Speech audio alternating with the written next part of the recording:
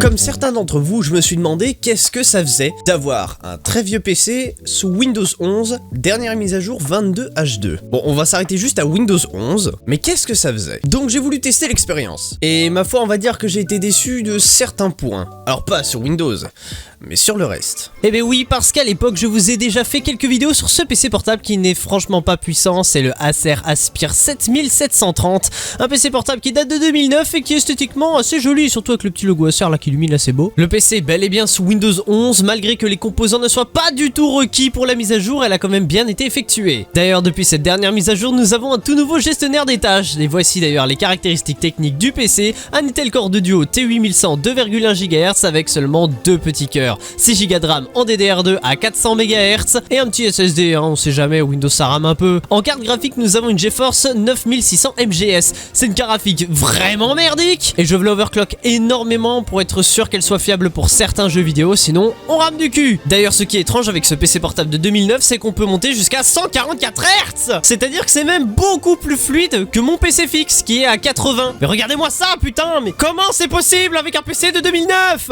D'ailleurs, ce que je comprends pas, c'est que le processeur reste utilisé à 3% dans le gestionnaire des tâches alors qu'il n'y a rien qui tourne en arrière-plan. Genre vraiment rien. Dans les jeux vidéo, ne vous attendez pas à une bête de compétition. Les jeux prennent 25 ans à démarrer malgré qu'ils soient installés sur un SSD. Minecraft, quand on va dans le menu, il peut même planter lui-même. Pourtant, j'ai tout mis au minimum, hein. Rendu tout ça, tout est au minimum.